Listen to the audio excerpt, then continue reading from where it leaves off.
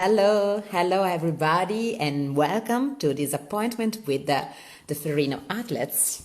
And I hope the connection works well, and can you hear me without problem? And if you have any problem, please write me on direct, because sometimes we don't know.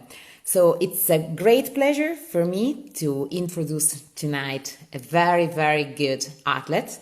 Also, if I know that she doesn't need a real presentation because everyone knows about her.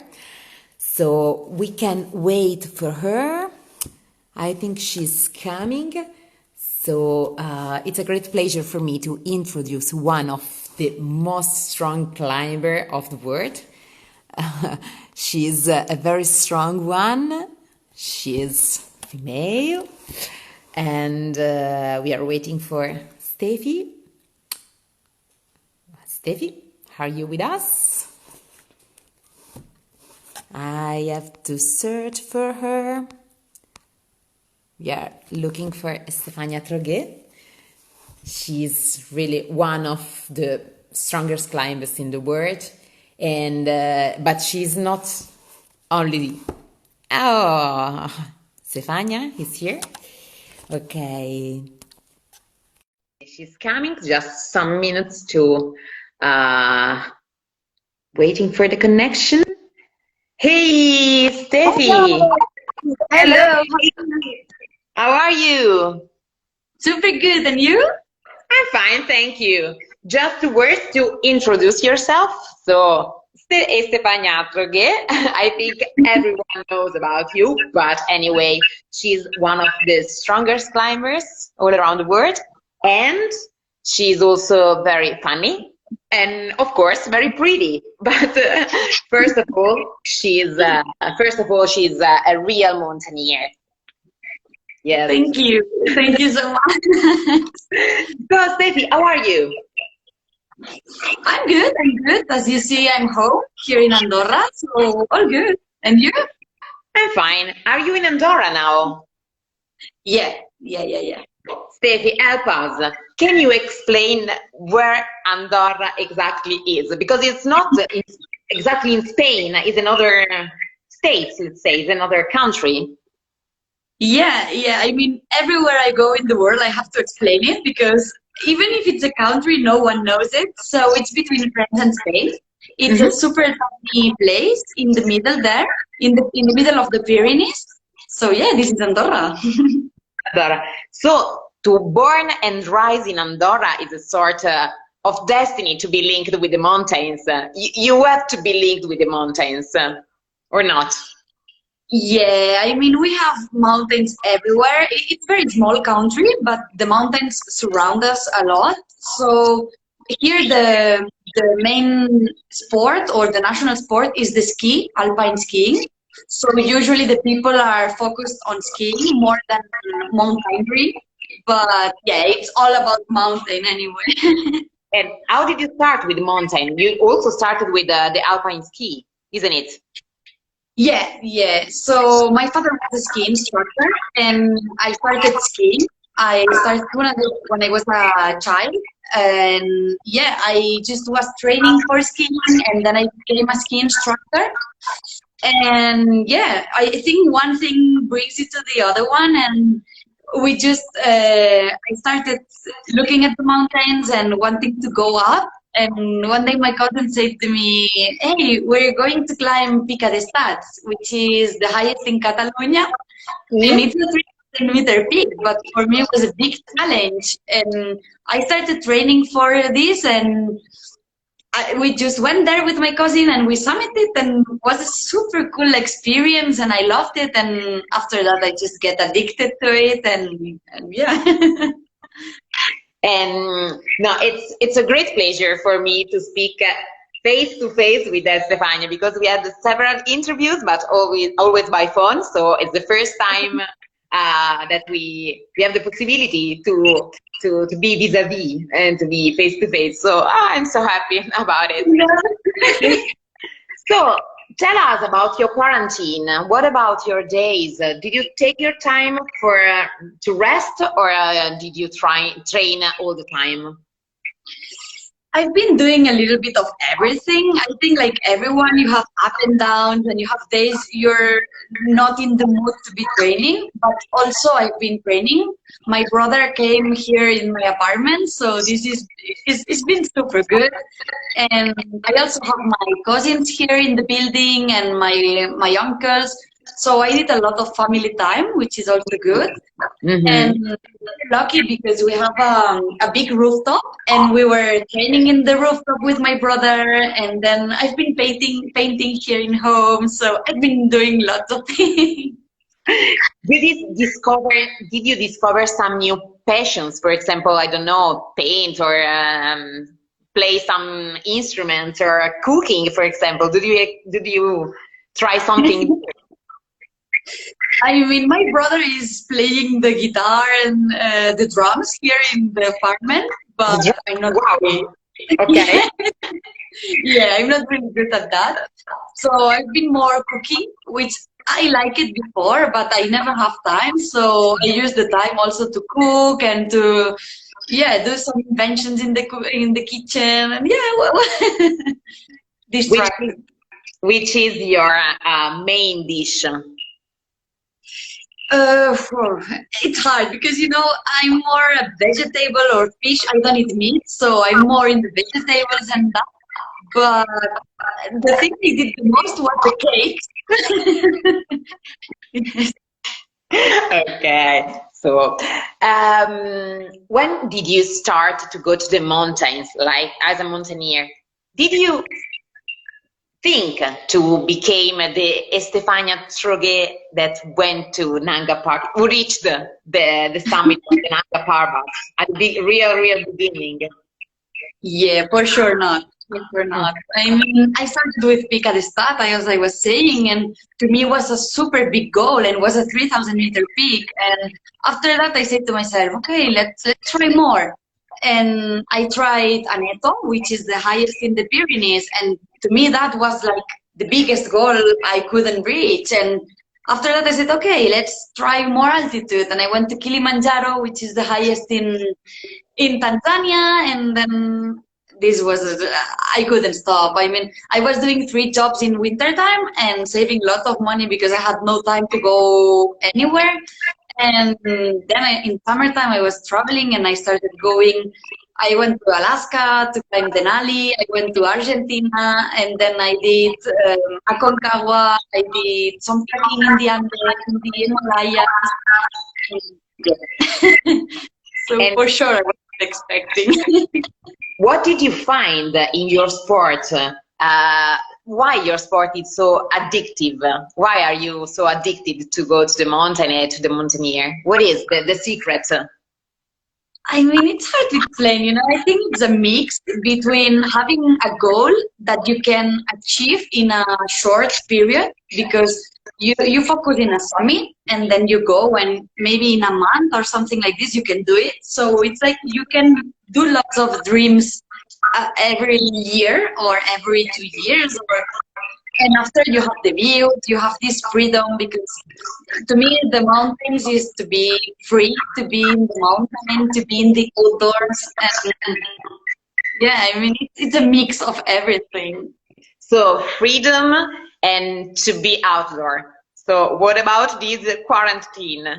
Because what do you miss more in these days? All that is the things I miss the most. Now we are lucky because in Andorra we are allowed to go out 1 hour every 2 days. So it's like, okay, now I can see the light again. I can breathe a little bit, but yeah, it's been hard. Even if you go to the rooftop or you go anywhere, you miss the mountains, you miss the green of the trees, and yeah, it's hard. It's hard for everyone, of course.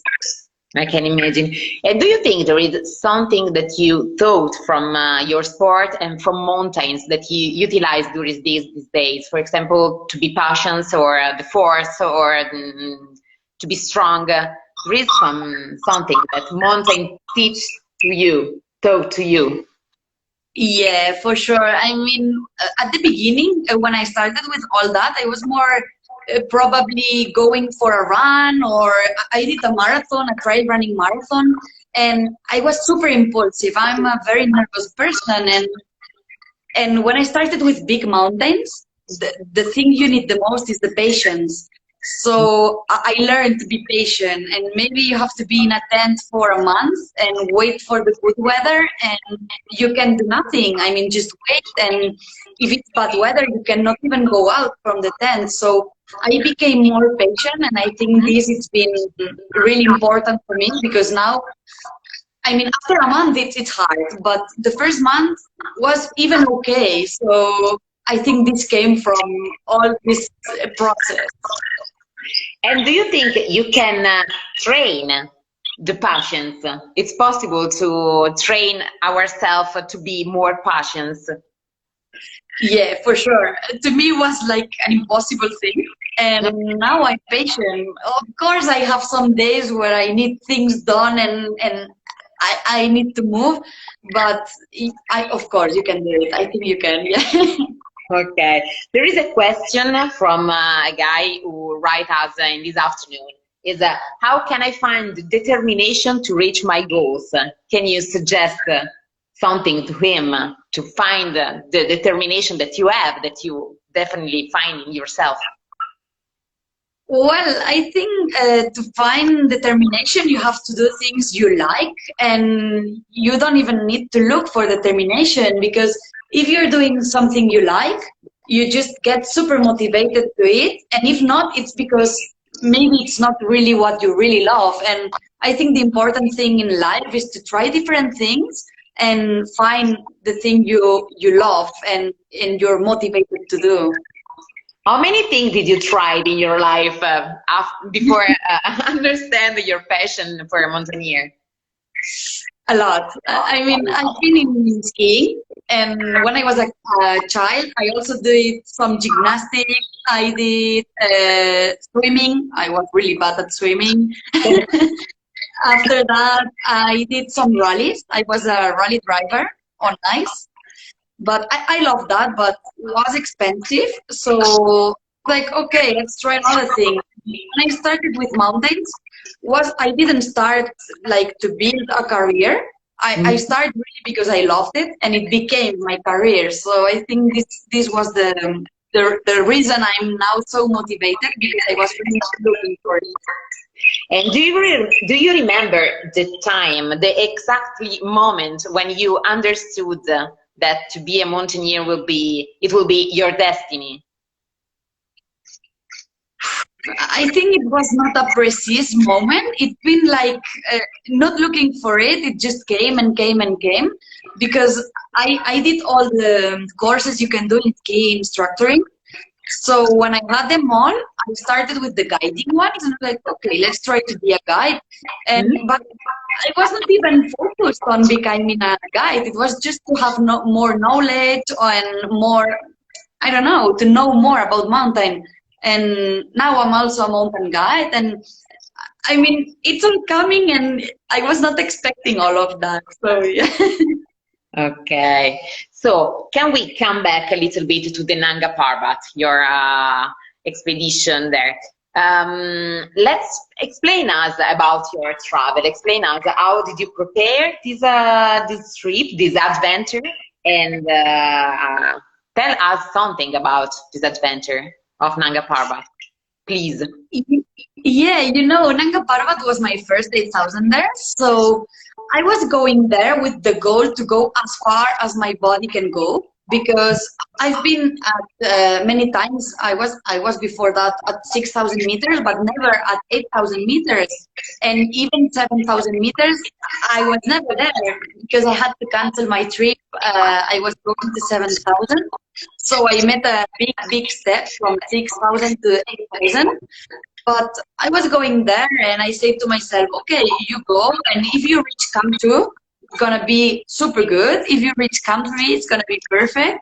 So I wasn't going with the intention to climb the summit. And yeah, I mean, my main goal every day was this next camp. And this is how I climbed Nanga Parbat, just of course, it was a big preparation before that. I've been training a lot, especially on skis in winter time, doing a lot of ski mountaineering.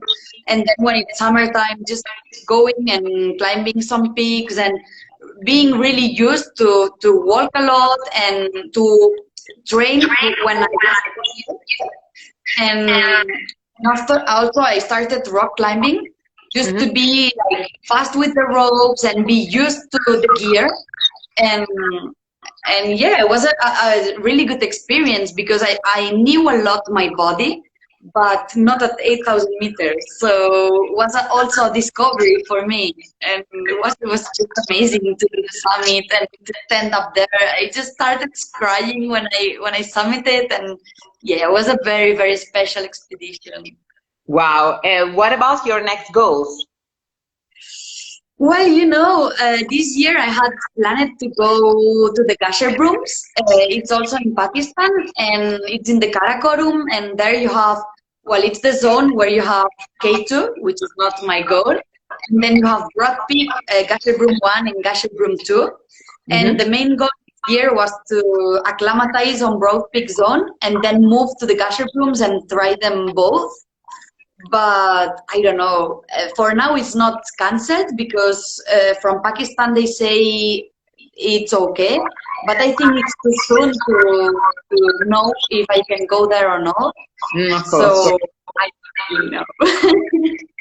Can we tell the very funny story about your father's car? Because you have to sell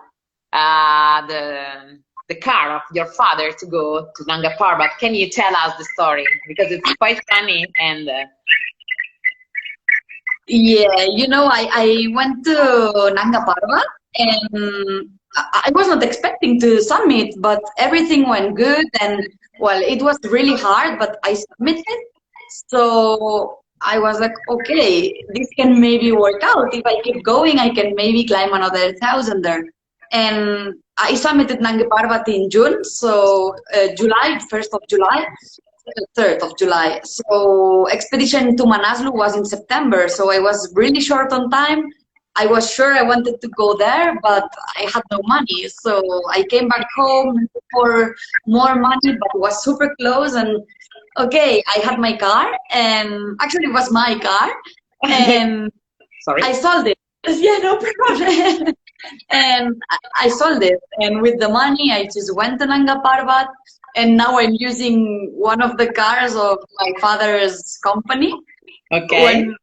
When I can take it, I just take it. But for the last month and a half, I've been just walking around, and yeah. So it's a good to have some sponsor now. For example, to work with Ferrino, to work with for example, it's important for you for your activities. So are you happy to be engaged by Ferrino and work with this brand?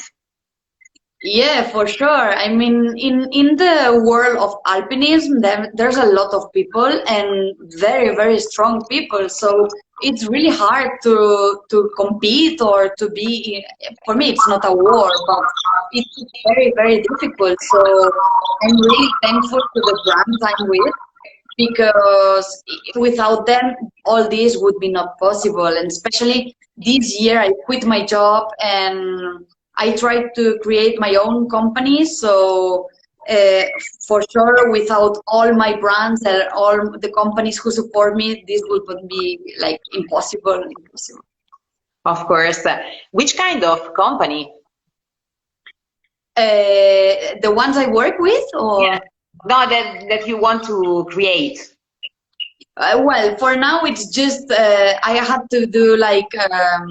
Just a general for doing some speeches, and I can go around and show my my videos from the expedition. Nice. And hopefully, like maybe next year or something like this, I can do some guiding trips or. But for now, it's not the main goal because I want to climb by myself. But maybe. Why not? It's quite interesting. I have some other questions for you from So between all the tents that you use for your travels, which one do you prefer and why? Okay, so for base camps, I use the snowbound because I usually take 3 people tent. Then you can have it in base camp, and you have a lot of space, and it's like your home. It's big, it's super cool.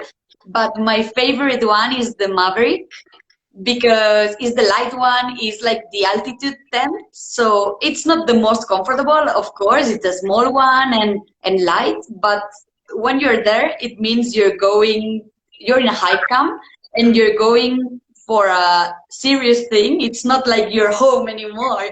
You're in action. So this is my favorite one because I love to be in this moment. Okay, and between the backpacks, because also backpacks are very, very important for a mountaineer, for an expedition. Which one is your favorite one? Or Yeah, for expeditions, I use the Radical, the 80 liters, which it looks like paper.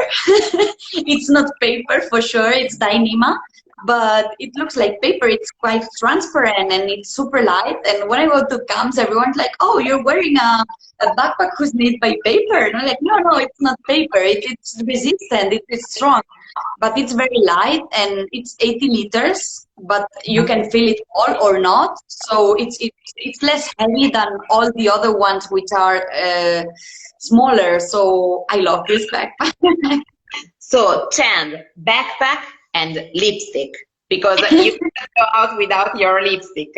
Can you tell us the story of the lipstick, the red lipstick that you wear? Yeah, it all started because I'm very nervous and I'm always touching at my hands, and I was touching a lot on my lips. So I was pretty much destroying my lips every day. And I did the same with my nails. So I started painting my nails and I stopped touching at my nails. So I said, okay, let's try with the lips and let's do the same. And I put some red lipstick on and I stopped touching at my lips. So I guess it worked. And I started traveling with that, and I was going to mountains with the red lipstick, and I'm lucky because I speak many languages, and people were talking between them. Oh, look at this girl. She's in red lipstick. What she thinking she's doing here?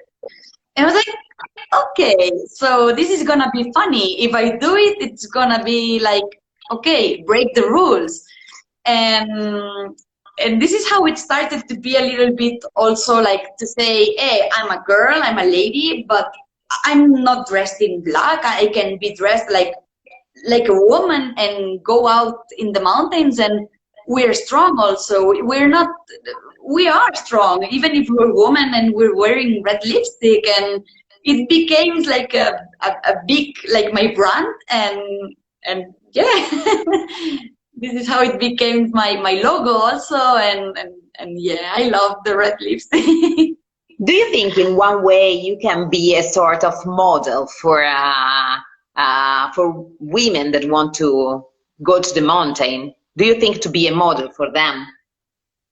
Well, I don't pretend to be a model, or I don't consider myself as a model or something, someone to like to follow. Or I think I'm very young. I have to learn a lot.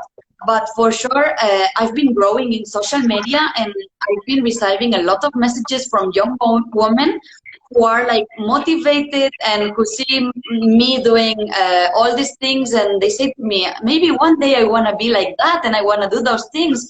And I love that because it's like you empower women, and you are the eyes and the proof that a lot of things can be made by the woman also. So yeah, maybe in some way I am, yeah.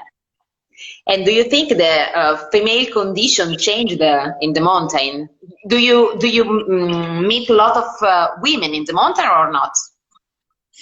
Of course, there are less women than men. It's still more men than women. And well, for me, for example, I can carry less kilos than a man because I've been with very strong men in mountain. But if I can carry less, then I go 2 times. I mean, that's no problem. So at the end of the time, the conditions are the same. If you're man or woman, or maybe another man can carry less kilos than I do, or but at the end of the time, I think we are the same, and we can do the same. And you find every day more women, and I think there are very, very strong women out there, like Elizabeth Rebol or Tamara Lunger. She's Italian, so there are very, very strong ones, and they are considered as the strongest mountaineers and alpinists in the world, and they're women. So I think there's a lot of strong women out there. And do you have some model in your life? Do you have some Well, idol? Some I guess these two women I just said, Tamara and Elizabeth, they are super good examples to me because, of course, I have a lot of men examples and models I follow a lot, but to me, they are the bravest and the strongest out there. And yeah, I love them and I always follow them. And yeah. Okay, Stefi. Here in Italy, we are still in lockdown, so we cannot go out, and we miss a lot the outdoor life. So please, can you tell us something about? I remember that you have from the mountain, and let's dream us a little bit. Can you tell us a little story or something that you have never told to? Well, I think every year I have lots of stories, and every mountain I go, I fall in love with this mountain.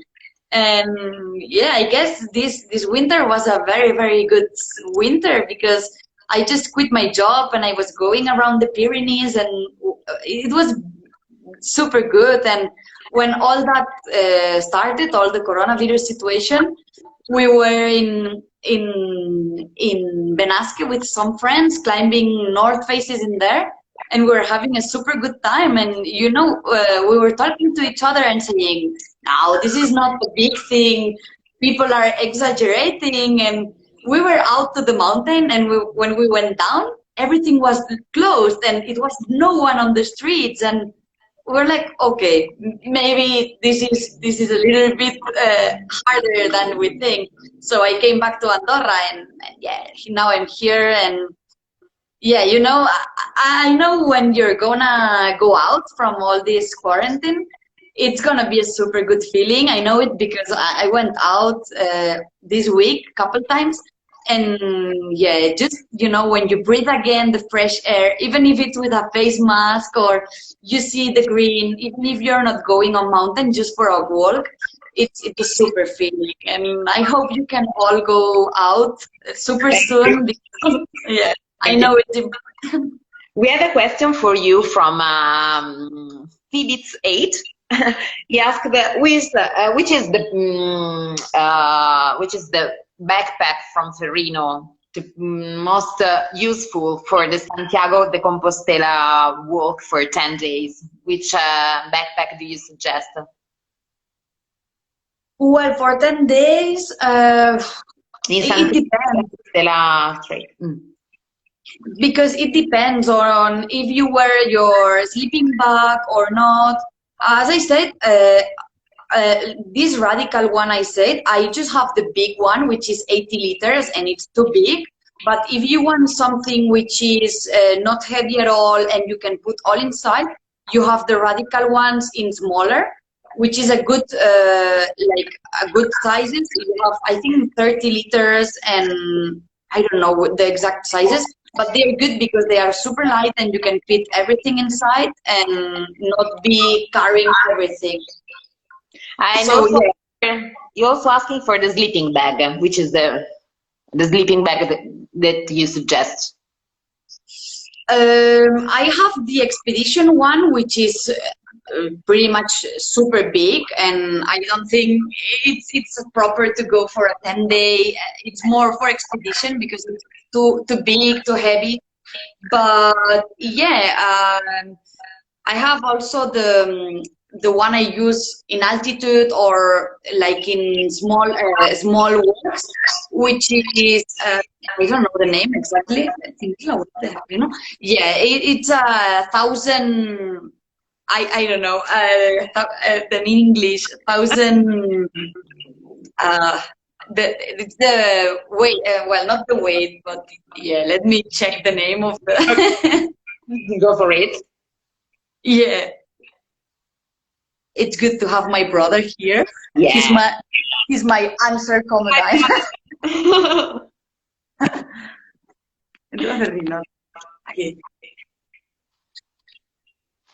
Okay, I think it is okay with your answer. Yeah, I use the Lightech duvet. Yeah, it's called 1,000 duvet, which is it's smaller, it's lighter. It's not that warm, but it's also warm.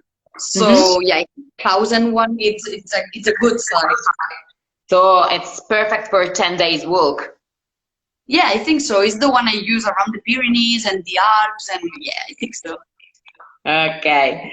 So, Stefi, if there is any other questions, or we can say bye to Stefi. So, if you have any other questions, she is here to answer, or not.